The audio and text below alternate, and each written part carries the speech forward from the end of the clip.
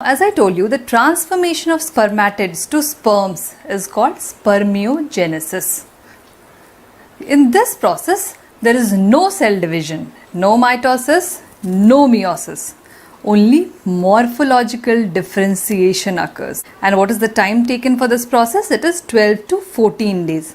Mind you, this 12 to 14 days is included in the 72 to 74 days of the total spermatogenesis time. Now we'll see that what parts in the spermatids result in the what parts in the sperms. Now the nuclear material in the spermatid, it leads to the formation of head. The Golgi bodies, they form the acrosomal cap, and the mitochondria, it forms the middle piece, and the tail or the axial filament is formed by the microtubule or the centriole. Now, as in a normal cell, what do you find is lacking in the spermatid? The answer is endoplasmic reticulum, especially the rough endoplasmic reticulum that is lacking in a spermatid.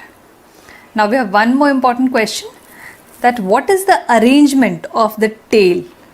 Now as we know that the tail is formed out of centriole, and this centriole has 9+2 arrangement.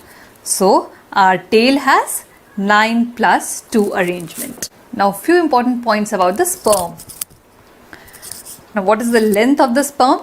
It is 55 microns. And once a sperm is ejaculated in the female genital tract, for how long is it capable of fertilizing an ovum? And your answer is 48 to 72 hours.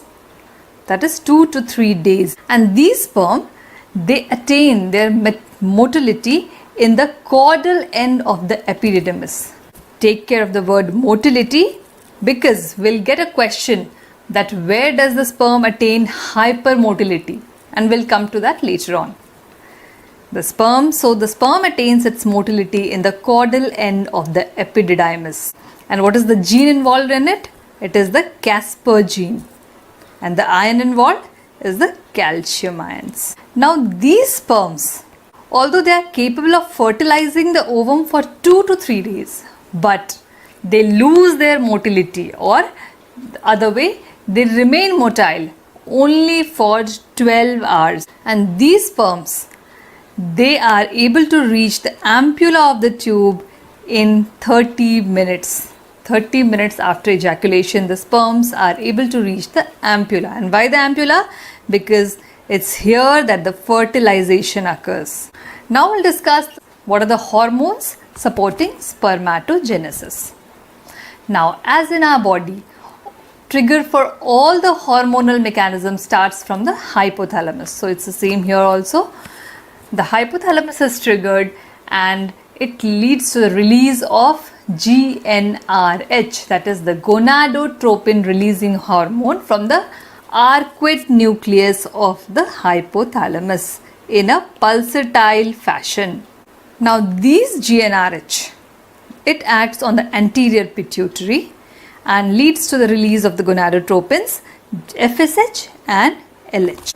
Now what is the end organ for these gonadotropins? It is the testis. So this FSH, it has its receptor on the Sertoli cells, and so it acts on the Sertoli cells releasing inhibin B.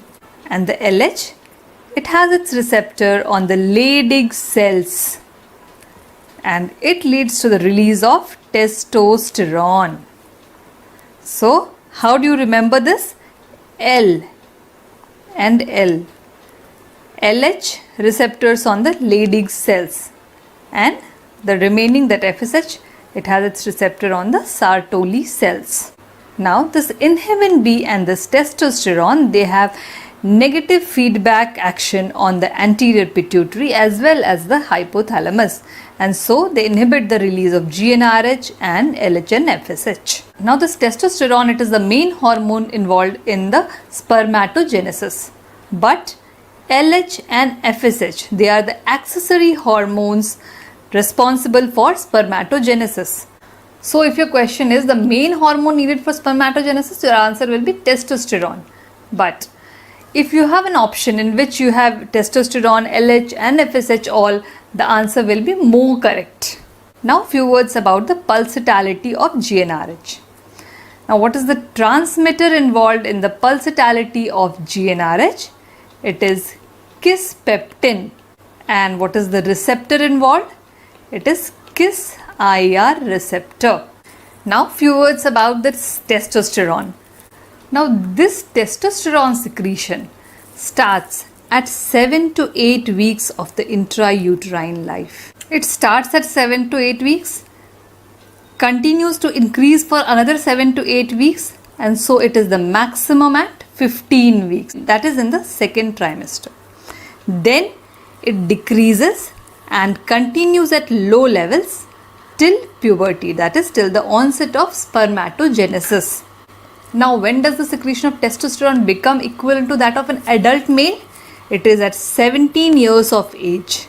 And what is this value? It is 5 to 7 milligram per day.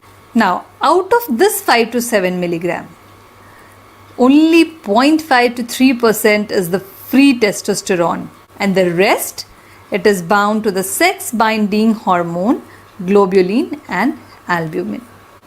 Now, how does the secretion of testosterone start in the intrauterine life? It is because the first stimulus for the Leydig cells to release testosterone is not LH. And what is that? It is HCG, human chorionic gonadotrophin. This forms one more important question. That what is the first stimulus for the Leydig cells to release testosterone? And your answer will be HCG. Now this testosterone in males, it is converted into estradiol and dihydrotestosterone. And what are the enzymes involved in this?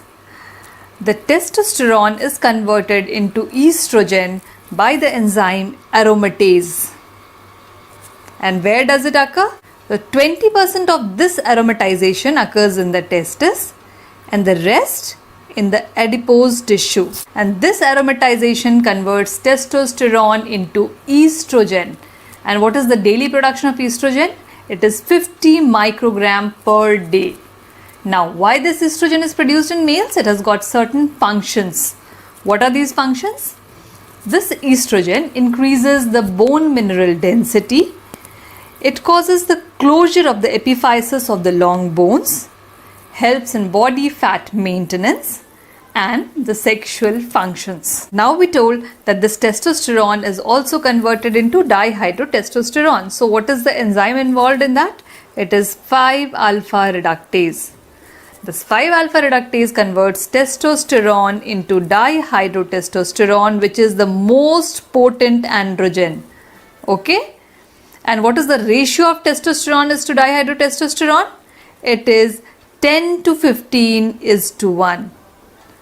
See, the most potent androgen, less in amount. So, the ratio of testosterone is to dihydrotestosterone is